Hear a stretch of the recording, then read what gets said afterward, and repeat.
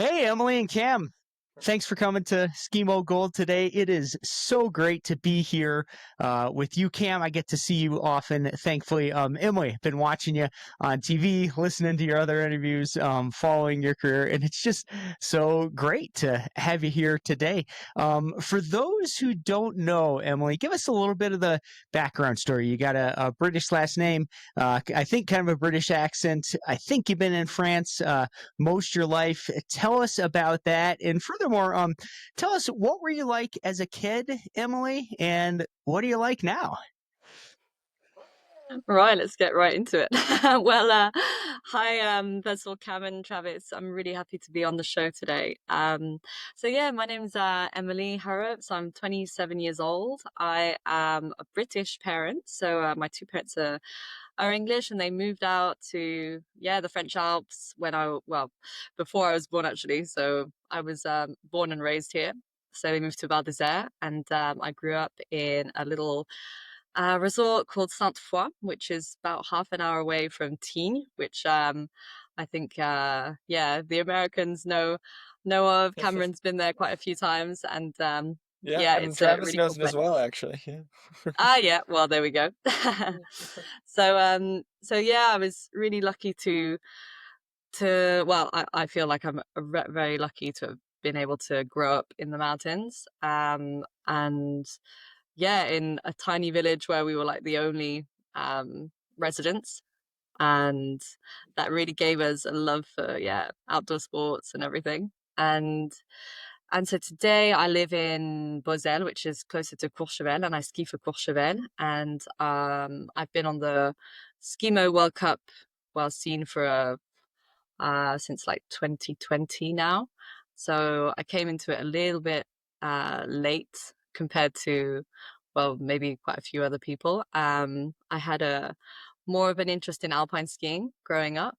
So yeah, up until age 19 or so, I was really focusing in on alpine skiing and trying to get to the highest level I could in that. And after a few injuries, of a few setbacks, I decided to stop. But I was in a kind of schooling system that allowed me also to have a lot of time for myself. And it was about at that time in uni that I just started to get into skimo. And I'm loving it ever since. So, so yeah, and well, to tell you about what I was as a kid. I guess I was just I had a lot of energy and I wanted to do a lot of things. I mean, my parents have really gotten us into sports at a young age. They're like fanatics of bike riding and ski randonnée. So yeah, they got us into all that really quickly. And I think I've also had a bit of a competitive bone in me early on, and that's probably why I enjoy also the competition side of skimo. So yeah, there we go. Excellent. I love it. Man, I got to do this awesome ultra run that started in the Val d'Isere, started and finished in Val d'Isere, and I think 2014. You would have been like 16. I wonder if I ran past your house or something. But like one of the coolest races I've ever done, and just that terrain, the culture. And then I was thinking the 2019 Tour de France. I think there was a stage that was supposed to finish in Teen, and there was like a hailstorm in the road. Do you remember that? I think it was your Yeah. Egan Bernal one. Did you go to that stage? I mean, have you been to a lot of tours or Tour de France Femme? Do you follow that stuff now? Yeah, I love watching the Tour Fam. I'm so happy that they now have their tour, and yeah, I'm a Yeah. big follower of that. And yeah, growing up as a kid, I mean, they would always come around to our area, so either around the Petit Saint Bernard, the Col de Liseron. So I just remember the memories of standing on the road, especially waiting for like the cochonou, all the goodies, come by. The caravan. That was kind of what got us most excited. Who cares about the Yeah. races? But but Oh, yeah, you're no, kidding. You're getting me so pumped, Emily, and I want to take my kids because I've been to one, well, I guess just one, 2011, but my son was a baby, so he doesn't remember it. But I want to get back there, man. You're right. Before the race goes, they throw all this stuff, the hats, and like such a good Yeah. environment. I'm sure they're doing it in the women's tour now, and like, man, it cheers to the women's Tour de France last year. Like, maybe the best race ever, coming down in the final stage. Yeah, and I just feel like, well, because it's shorter, so there's a lot of action that goes on there. It's just a different type of tour to the men's. It's yeah, I don't know. It's just got more intensity. There's less big groups, so they're more out there kind of on their own a little bit more, and it just spices things up a bit. And I feel like it's really good that it's a different format, because otherwise it would get a bit repetitive, after having watched the men's tour for like 3 weeks, and then you go on to the women's. It's like, oh, a bit same old. But it's a real different tour, and there are some really interesting characters as well. And so it's really great to watch them just giving it all out there. It's really inspiring. Who are your favorite women's riders? I mean, we got Demi Vollering is on a French team this year. She's got some great French teammates. Who do you like?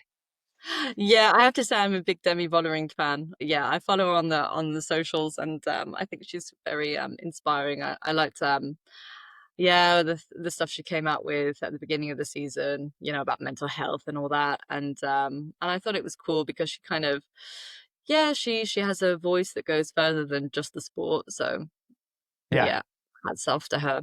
yeah, excellent. All right, well, you're an athlete and a sports fan. I like it.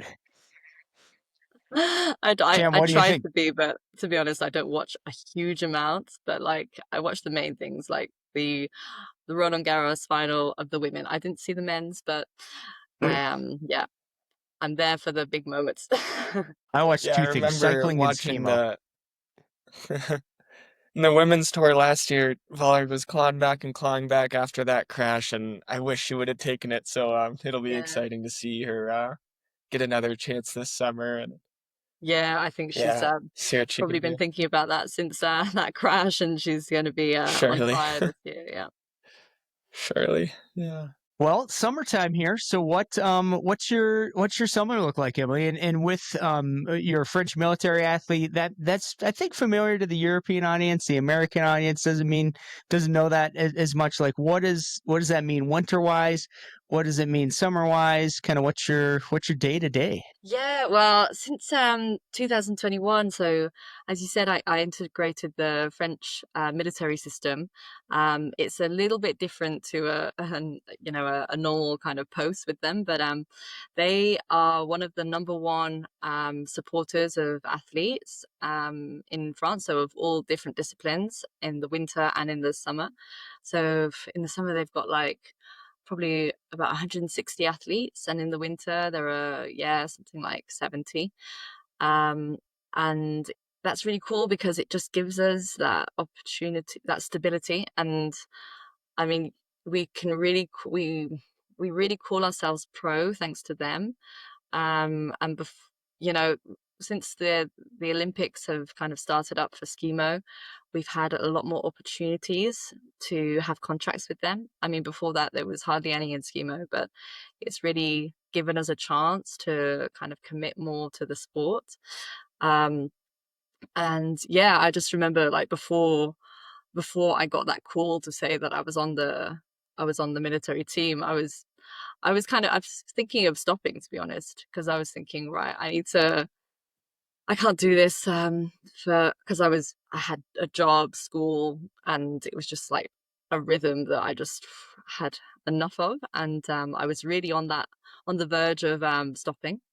And so that call came in, and I just thought, wow, this I'm gonna make the most of this as much as I can, and kind of, you know, um, give back what they've given to me, and just try my hardest and put into place everything that I can. So thanks to them, we are able to do our sport professionally. And so the summer for me is, yeah, all about preparing the winter, basically. Um, so yeah, it's always funny to think that we've got, I mean, yeah, a good 7 months of preparation for the winter months. So it's all about building up the body, especially this year with the Olympics. It's kind of going to be even more um, done in an intelligent way, let's say.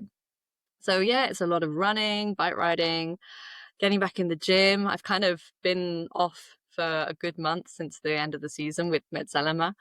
I really felt that I needed the rest and just the mental rest, not having a program, because every other year, I mean, I took maybe a week off and then got straight back into it. But yeah, this year I just really thought that it was important to just have a breather for at least a month, without a plan. So I'm really happy to start getting back into it now, and yeah, and then it's gonna take us to the autumn months where we'll start getting up on the glaciers, either in Italy or in Tignes, and then heading over to the States to prepare for the first World Cup. So I'm really looking forward to that, and I really enjoy these months of preparation because it's I mean, I do it mainly for the training. I love racing, but I love the training. With this being the Olympic year, Emily, are you structuring anything any differently? Like you've won the World Cup overall 3 times in a row now, so that's more of like focusing on the all the disciplines throughout the season, and of course like the different disciplines within it, and sprint globes and long distance championships and all that. And you've sort of been this all arounder, and then in the Olympic year, like your qualification's already done, um, and it's these 2 days that you've been yeah, just ramping up for and ramping up for. Like, is anything different, or is it yeah, just the same old kind of program of in these months in the summer we're focusing on this, and these months in the fall we're focusing on this, or do you have any kind of change for the Olympic year? Well, to be honest, it's not going to be, radical change, because I think it's always a little bit risky if, the year that you want to make it count, you start changing too many things around. And to be honest, the past couple of years at least, I've really been focusing in more on the sprint, and then just kind of allowing myself to maintain the races, the races in my calendar that I love doing, just for that kind of mental balance. And also because I think that it does, add value to your experience, your physique capacities and everything. And I was kind of like, this season I was really open to the fact that if I needed to rest more, that I was really focusing on the sprint and the relays. And if ever I got to that point where I was going to be, I felt like it was too much, that I was okay on just drawing a cross on a couple of races. But I was lucky enough to not kind of feel that necessarily.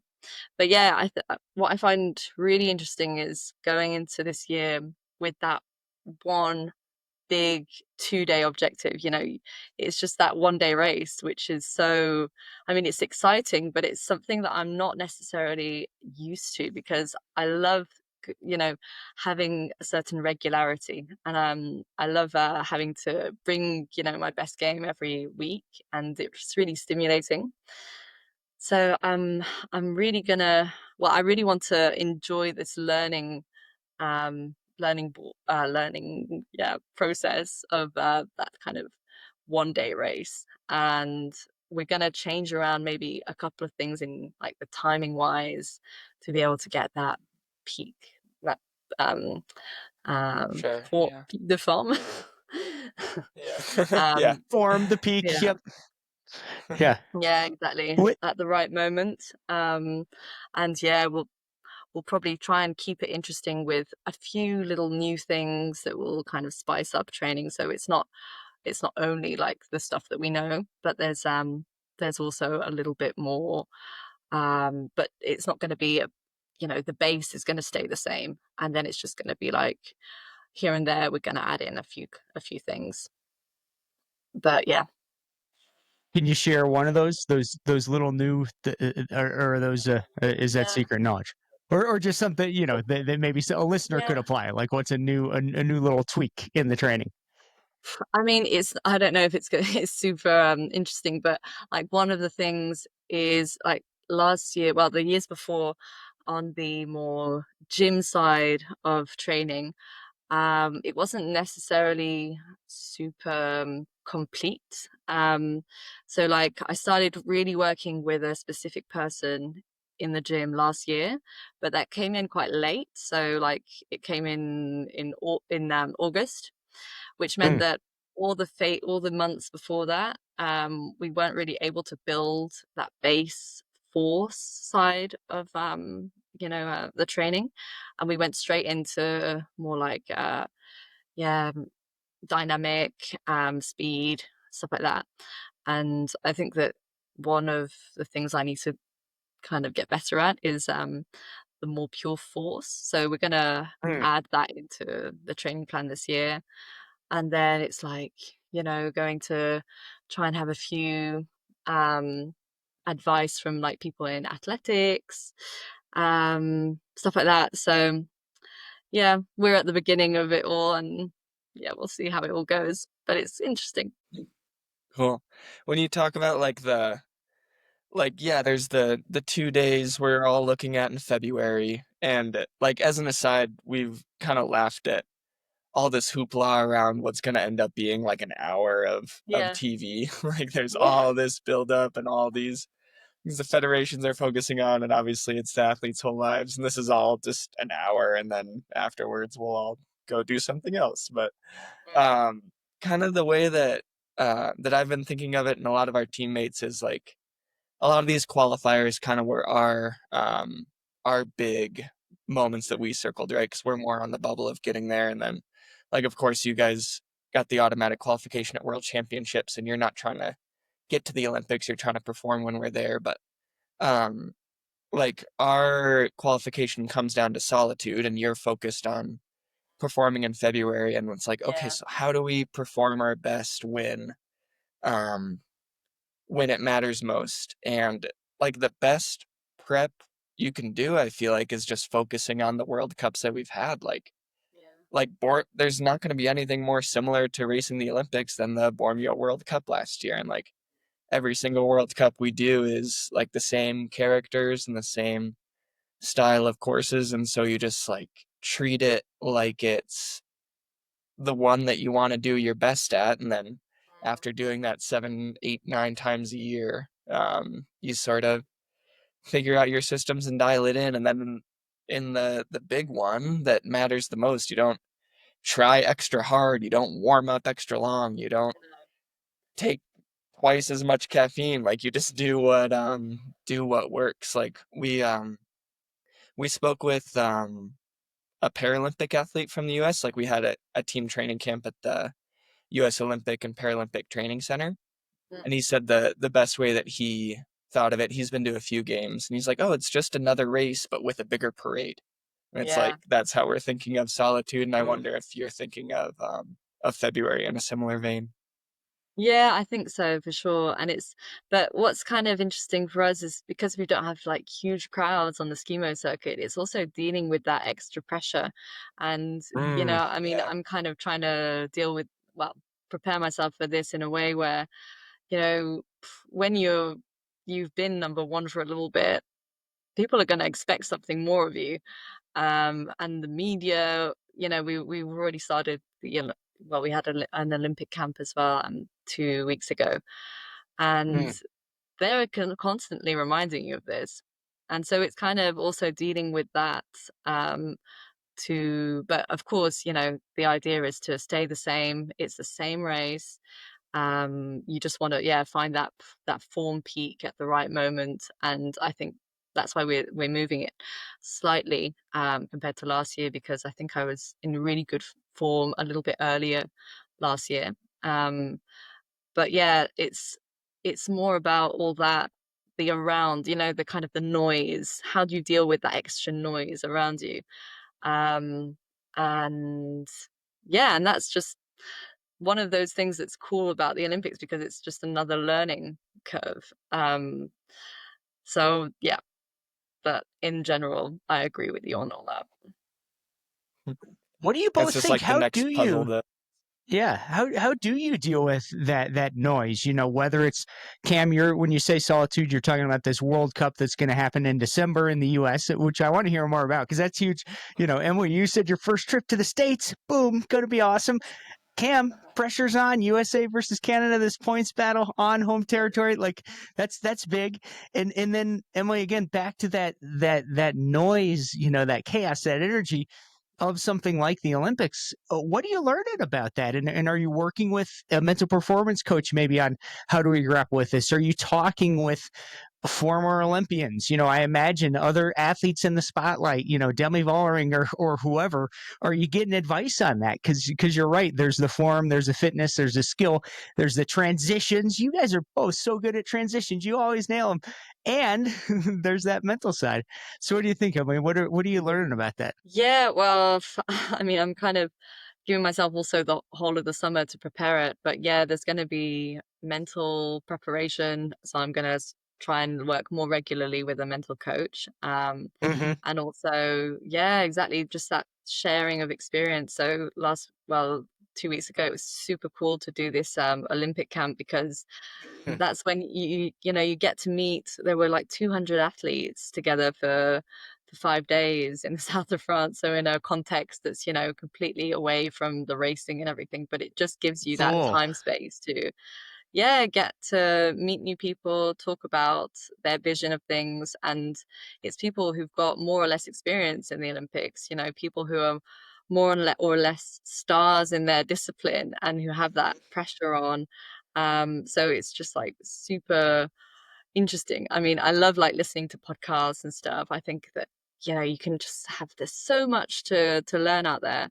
And so yeah, that's kind of what I'm going to try and focus a bit on in these coming months. What about Emily? Yeah. How about solitude in the U.S.? First trip to the U.S. It sounds like you're coming. Like, is the whole French contingency coming? Do athletes get to choose? Are you gonna come? It's higher, relatively higher altitude. Are you gonna come do, quote the altitude camp in Colorado or Utah before the race, or do you know what that's gonna look like? Yeah, we're not really super sure yet. How I mean, if we're gonna go, we're probably gonna go a little bit earlier just for the you know um the hours. Ooh, I'm very Yeah. Franglish. The décalage horaire. Of course, yes. That's you Yeah, took the words right out of my mouth. there we go. Exactement.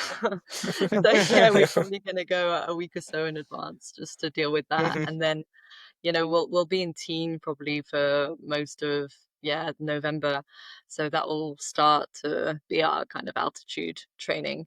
And then if we do another week in solitude, then that'll probably finish it off. So, but I'm so excited of going. Yeah, it's going to be so cool, discovering a new place, new culture. It's so cool, and I'm so happy as well that you know most of our races are in Europe, and yeah, for the teams like the US, Canada, it's. I mean, I understand how hard it must be, of just going away from your home for so many months, and we are so lucky with that. And I think it's just so nice that we can finally go to you guys to make it a real World Cup circuit. So I'm super chuffed for this first race. Glad you're coming. When you think of U.S., Emily, like what comes to mind? And no right or wrong answer, but I mean, are you thinking politics? Are you thinking like big cars? I don't know, guns. Like what? What are the words that come to mind? Yeah, I guess it depends on the the daily news and the context around. Of course, we have Trump has come to mind a few times when thinking about the US recently. Um, Mhm. but yeah, I mean, I know that there's like so many like the outdoors, the backcountry, it can be so cool in the US. I've actually got my best friend who is a ski coach in the Vale Club. She's been there for a couple of years now, who's from Teen actually. Oh, cool. And so I see lots of content from her, videos on the bike and skimo and stuff, and it looks really, really cool. So yeah, I try and kind of put to one side all the news that we hear and stuff like that. But I think it's also a country where there's such a mix of cultures and yeah, opinions, and it's really rich. So yeah, looking forward to making my own mind up about all that. Good. I think it's really exciting, yeah, to have you guys all coming, and I'm glad that you thanks for recognizing that the travel's hard because we're talking about that all the time that like, oh, when a World Cup's a little bit further away, like Azerbaijan's some extra travel, Norway's a little bit of extra travel, and there's a little bit of a narrative of like, oh, like I'm not sure if I'm going. That's just like not the 3 hour car ride I'm used to. It's like, well, that's every race for us Yeah. is 8 hours of time change and yeah, flying over and being in a different place and like you don't know your way around the grocery store and you go to pick up your car rental and no one's speaking the same language as you, which won't be a problem for you, but we're excited for everyone to come see the yeah, the US for all it is. There'll be some parts that you'll laugh at and some parts that I hope you guys think is amazing. Like especially in the western part of the country, it's just so wide open. And in Utah in particular, there's these I mean, there's Salt Lake City, which is obviously a huge metropolitan area, and then there's an amazing mountain range just up the canyon from it. And then a few hours south is the Moab Desert and Canyonlands and like this amazing red rock desert, and it's just yeah an amazing like yeah a few hours apart is the desert and the mountains, and I think it's going to be Yeah. really cool Mm. for everyone to see. And we got Coach Oscar a cowboy hat, so we'll maybe trade you one for a polka dot bucket hat that you got on the roadside on the way up to Teen from a Tour de France stage or something. Okay, I'll put it in my valise. Sounds good. Perfect. But yeah, and But you know, it always helps to have a World Cup in your own country to stimulate growth of the sport, you know, in of course, yeah. amongst Americans and stuff. So yeah, I really hope that that would also make a difference, and the younger kids will get to know a new sport and maybe one day get a pair of skimo skis and start of a career. Totally, you're so right. Like I'm sure that'll be a story 20 years from now is oh, when did you like do this person that loves skimo or yeah, had a successful career or something like, oh, when did it start? And I'm Mm, certain there'll be athletes that point to yeah, this coming December. So yeah, you're mm, totally right. It's mm, it definitely makes a difference for kids to see or like anyone to see those races happening in their own place and can definitely light a fire for yeah, mm, for anybody. So yeah, it's a mm. great point. Yeah, for You sure. I guys are mean, I'm trying. inspiring me. I want to bring my kids and have them watch both of you and then get their helmet signed by Emily and Cam. Are, are you sure of all the sports out there, Travis? This is the one that you want your kids to like. You don't see us in our spandex running around, like if drool a I little bit. no, Like if I am to You'd you be be don't want to honest, take them impressive. to no, my son is a huge today Pogachar fan, and that'd be number one. But you guys are right behind the pod. Well, awesome. it's still lycra. It's all lycra then. There you go. Now you're talking. Yep. yeah. Yeah. Emily, you But yeah, I said mean, like we earlier. haven't. Oh, okay. I'll go first, then back to you, Cam. You said I Yeah. love training, and then you talked about the process, the regularity, and that you know makes me wonder. Well, I think the best athletes, they love the process. They just love doing it. Like, man, it makes us feel good. And some days are hard, but it's just great to be out there. When you think about sort of your overall motivations, like how much of it is the outcome? The World Cup wins, the Queen of Skimo, maybe an Olympic medal or something, and how much is just like the journey, and this is just how you want to live your life, or do those just kind of do they move together synergistically? Yeah, I mean, I got into Skimo really not for any results. I didn't expect anything of, going into the sport. I was, there's a lot of curiosity, I think, in my motivation towards the Mm. sport because I got into it thinking, right, I've, I've finished with alpine, but I want to discover something new. I want to get better in something, and I'm just curious to see if I put things into application, if I'm committed and I train and I enjoy it, how far am I able to go? So that's where, of course the results link in, because it's that kind of yeah, it's putting into form, it's that seed that's kind of growing, and you're seeing the growth, and that progression that you get year by year is also, a really motivating factor. But above all, I mean, I'm just having a great time going out there. And I think our sport is so cool for that, because it's not red and blue gates every day that you're just maybe changing the course, even though, I mean, I used to love it. But it's so versatile, you train on the bike, you train running, you can go on a long adventure in the mountains, and that's still sprint training because you need to develop a base. And then you go into the gym and you work on other things. And so it's all this that just makes it so cool. And, it's the kind of lifestyle that I just love having. You can share your training with different people, and you can just make that every outing can be a little adventure. I mean, I've been living in Boselle for 3 years, but I'm still like discovering trails. I can discover trails every day if I wanted to, because there's just so much around. And um, I know that I'm really lucky also to live where I live, because it's just an easy out the door adventure. Um, so yeah, my I just I'm just having a blast. And then, but what I like also with this seasonality of it is that, yeah, in the summer you're just kind of back on, your own steam. You're doing your own thing. You're training. You're building up, away from, the pressure, away from the results and everything. And then what is cool is having that change and getting back into it, and having those emotions and the nerves, going through different states of mind, throughout the year.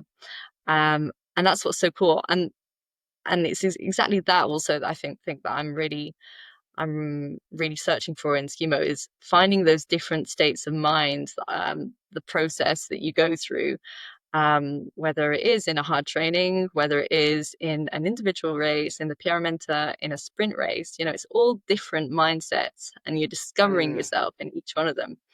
So yeah, I mean, it's a long answer, but yeah, there's a lot of cool stuff out there.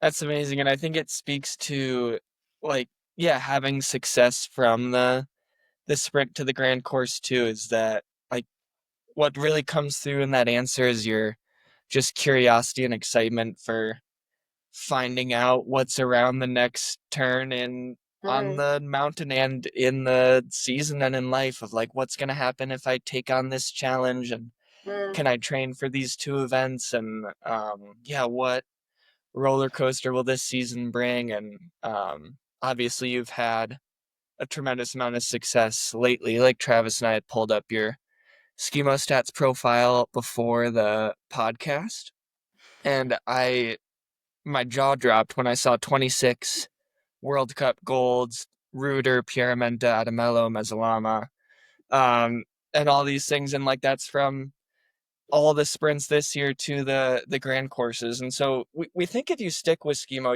you could be pretty good at it one day. So so stay with it as an up and comer in the sport. But yeah, it's it totally speaks to, like, um yeah, like your that that passion and curiosity is such a good mental base to go from, and then race from there. And yeah, people can learn a lot from that. And I think what motivates Travis and I talking to folks like you on this podcast is we want to hear tidbits just like that. That's what we call the Skimo Gold. And then the two of us take it and we go have inspired training sessions and learn from it. And then we think, oh, like, we might as well share that with other people while we're getting these bits of gold. So yeah, that was a really cool answer to hear. And it makes me think back to, as well, like, we've had Max, Drion, and then more recently Johanna Hemer on the podcast, and both of them talked about that kind of like breakthrough moment in the sport of like, yeah, you started in 2020 and you're coming from alpine and you were obviously competing well, but you didn't know where Skimo would take you or whether you would even stick with it. And then obviously what's happened since then has happened. And similar with like Max, for example, he had that first vertical World Cup win, and then he knew that like, okay, I believe and I can belong with the best. And then it translated to the other disciplines and years down the road. And then Johanna too talked about a battle with you actually in the Val Martello individual where she got on the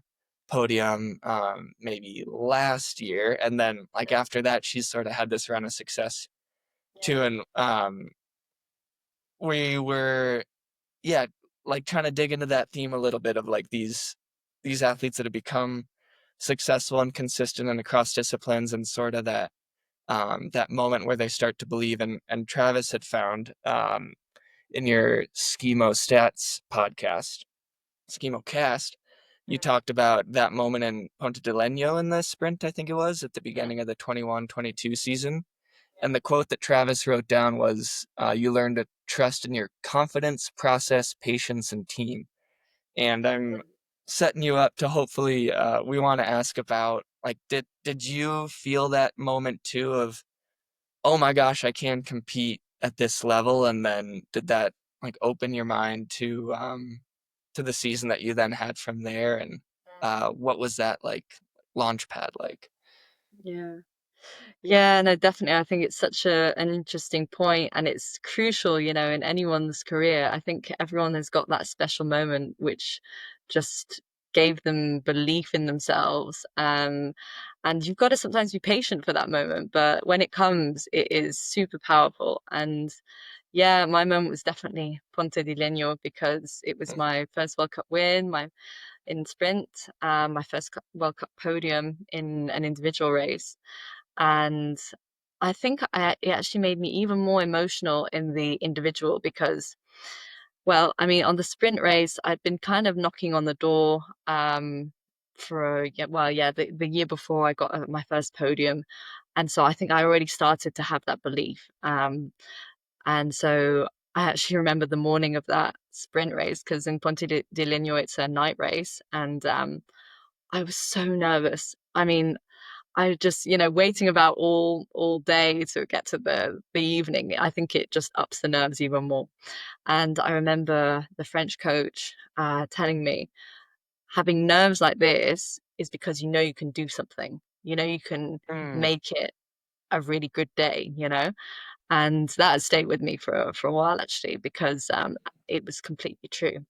I just knew that if I was able to do everything the right way, then the outcome would be good. Um, so yeah, that was a really, really strong moment for me. But as I was saying, the individual race was almost even more a big moment because coming into, yeah, the Skimo discipline, um, I was kind of, I would just admire the athletes on the longer distances.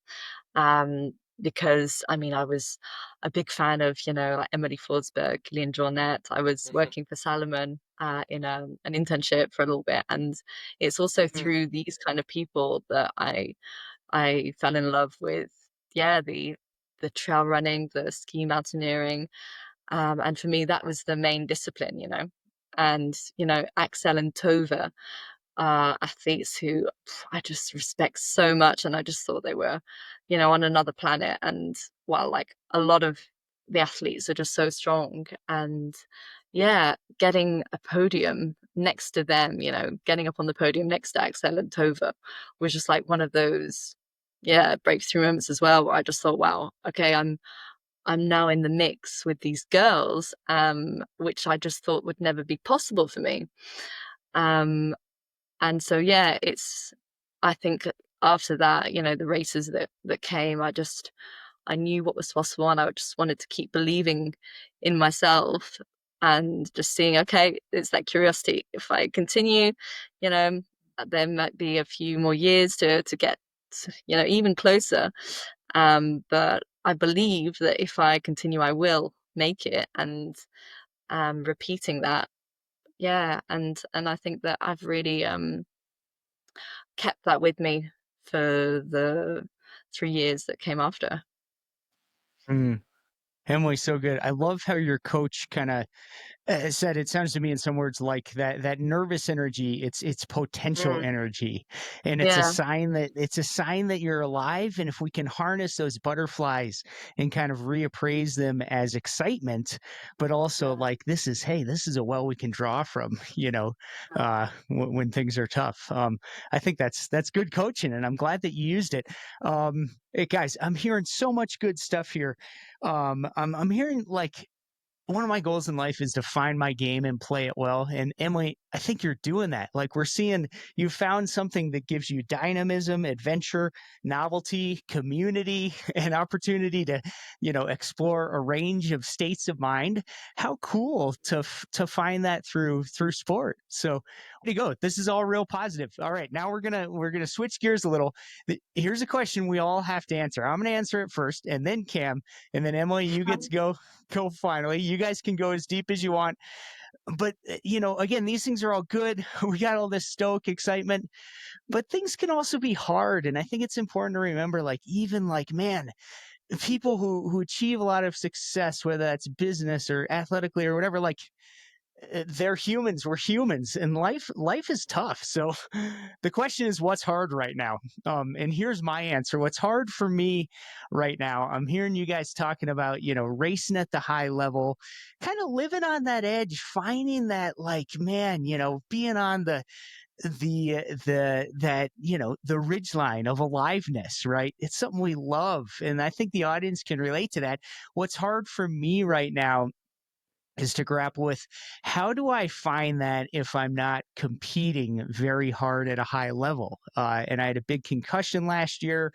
I'm getting older. My life's different. I used to race a ton. How do I get that same feeling in other ways?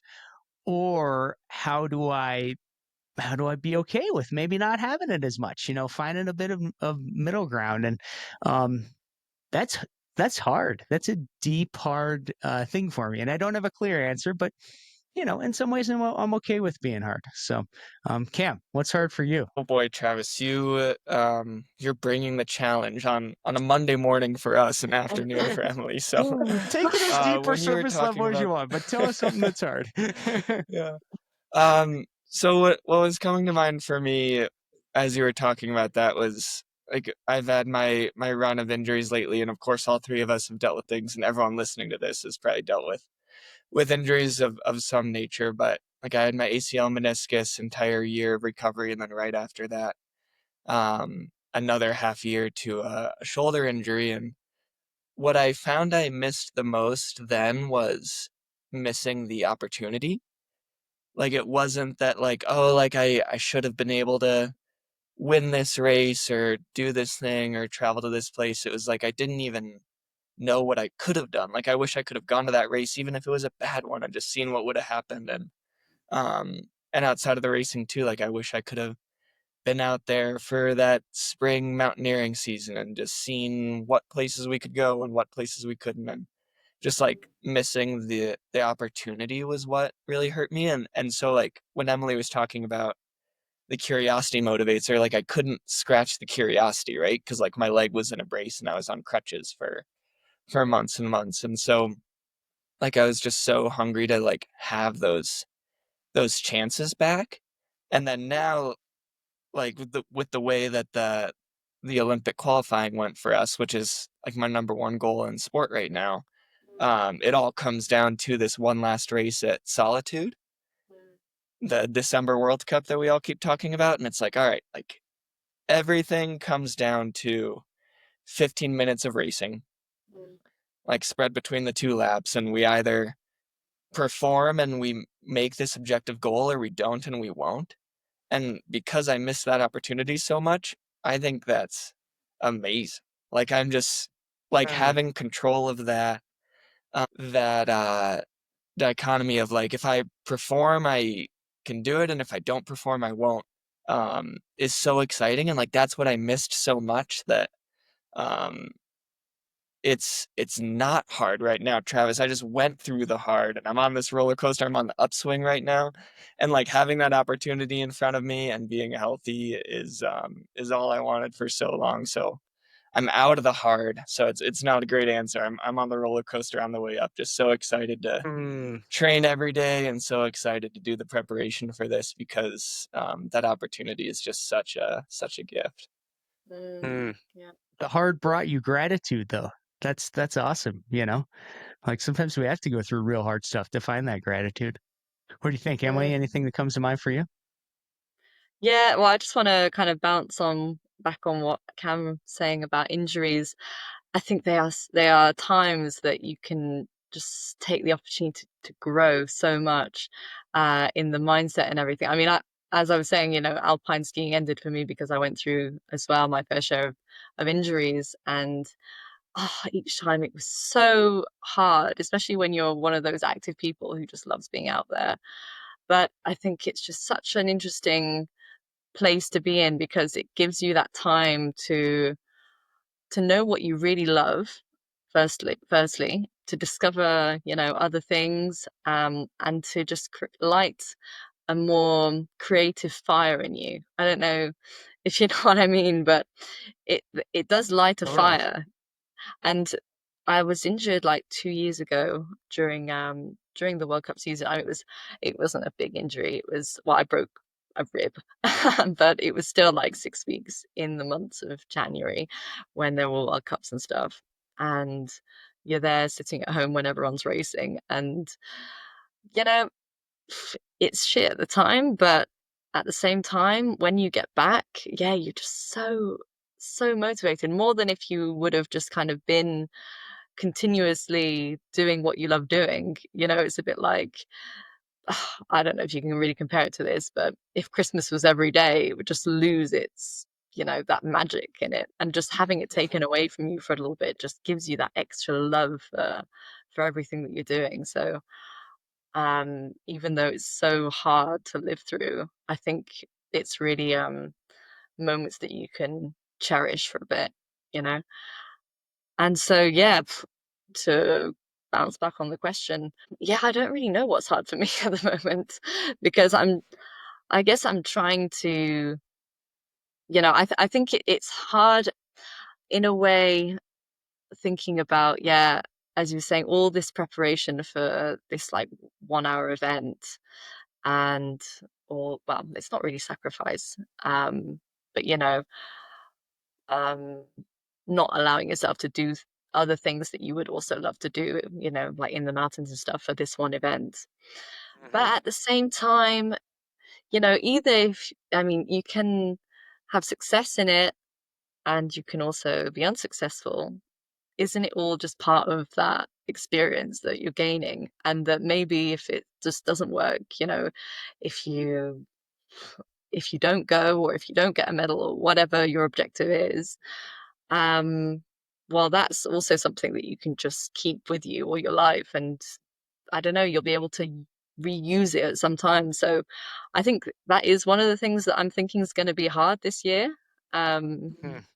but at the same time, I'm just trying to kind of tickle, just list all the things that could be super positive with the failure that could happen, you know?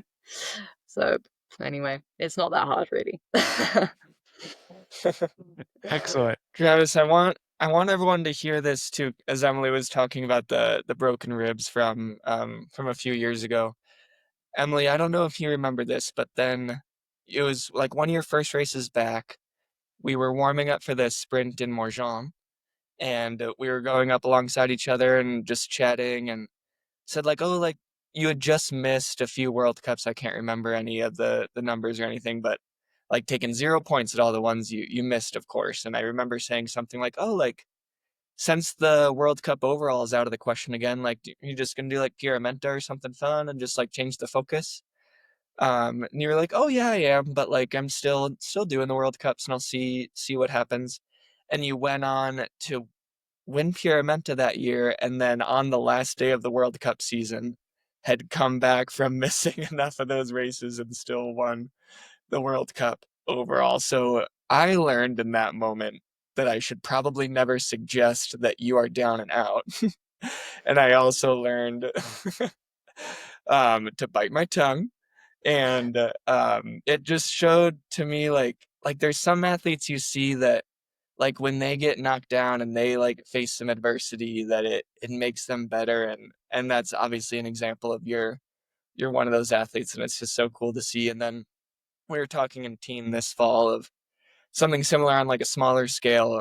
You had like an injury that just kept you out for a few days or a week or something. It was around that French Cup in teen. And I remember saying like, "Oh yeah, like you've never seemed to mind a little adversity." I had learned my lesson from saying that offhand comment a few years before, and then you went on to have this historic season of winning all the sprint races. So I hope everyone learns from my mistake to just probably you shouldn't bet against Emily when you go on all those Skimo betting websites that are super popular. Like maybe just put your money there; it'll be a wise investment. Because it's tough to hold her back. Yeah, but sometimes you need that comment to give you even more stimulus. Yeah, but But I wish it didn't come from me. Like, yeah, no, maybe you need some, no. yeah, someone doubting you, but I wish it didn't come from me.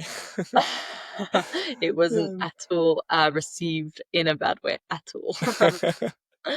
Awesome. Guys, we're almost wrapping up here. Hey, first of all, both of you, thanks so much. So much wisdom. Man, I have really enjoyed listening to this, getting to know you better. Emily, thank you so much. The final two questions. Number one, uh, Winter Olympics 2030 are in France. Is this are we thinking too far, down the road? Is this just a bit to bit thing? Is the French team already thinking about that? Ion, who knows? Maybe we get lucky and things expand and there's some additional skimo disciplines in the Olympics. Is that kind of chatter going on? Are you thinking at all about it? Or are you just like, hey, one thing at a time here? No, yeah, no, of course we're thinking about it. And to be honest, there's quite a bit of lobbying going on at the moment to try and get that individual in. Well, I Mm, mean, already, of course, we need to get the IOC to want to continue with the with Schemo. So we're just kind of hoping already that this first edition is going to be a success and that people are going to really enjoy watching it. And but yeah, we're of course that's the main goal, is to get that individual in the next Olympics. So it's not an easy thing to do because well, there are so many challenges and obstacles to kind of come over. Yeah, I mean, as we've seen on the circuit, the calendar next year, there's still not a lot of individuals. I mean, because there's a lot of concentration that is on the Olympic disciplines at the moment. So the sprint and the relay, there are a lot of events hosting, yeah, those events. So that is not an easy one to to overcome at the moment. But we're just hoping that as of the year after, that the calendar will be a little bit more, let's say, even in the events, and that would also help to get it to 2030. And I think that we could do such a great job. But for what I've heard, there's a very good chance for it to move forward. Nothing official, of course, but there's a really good chance of it making it. We've got good people, let's say, on our side for that. But yeah, it's just this what kind of an individual will it be, if it makes it? And of course, there will have to be a little bit of compromise made. I think that's just how life goes, and that's how it goes moving forward with anything. So anyway, so yeah, we'll see. But I'm um, I'm all for it. Excellent. Well, my last question is outside Schemo, Emily. Anything else we should know about you? You mentioned creativity manifesting via injury. Like, are there other parts of your life, other things that you do, other parts of your identity, whatever, reading, mindfulness. What else do you like? God, a lot of things. Yeah, I mean, I'm a big fan of music. mm, Listening to it, I love to see more concerts. I like playing a little bit. Well, that's one of the things that I've learned through injury, playing different instruments. Nice. Not very well, but it's always a good meditative activity Hmm. to fall back on. Yeah, I like reading, cooking, playing different sports. So tennis. I'm gonna go and play some tennis after this podcast. And yeah, spending time with the people that count for me. Um, Simple things, you know. Excellent. Cam, final thoughts? I can't stop thinking about my polka dot bucket hat. So December can't come soon enough. Like I think there's a race or something happening then, but yeah, that's all I'm thinking about. Right, we're gonna have to make a date for the for the exchange and the selfie that goes with it. Let's do it. And if Yeah, you can you also get guys, those yeah, inflatable banger things, bring those over on the plane for Cam. Oh yeah, yeah, definitely. yeah, take it as your personal Definitely. item on the That's plane. doesn't take too much space. Emily, best place for people to follow you and learn about you. Yeah, well, I'm mainly on Instagram, to be honest. So Harrop Emily or something like that. It'll be linked in the show notes. Cool. Well, thanks so much to both of you. Seriously, really enjoyed this. Thank you for bringing the energy and just and sharing so much. I've really enjoyed this time, and thank you. Thank you guys. It was a real pleasure.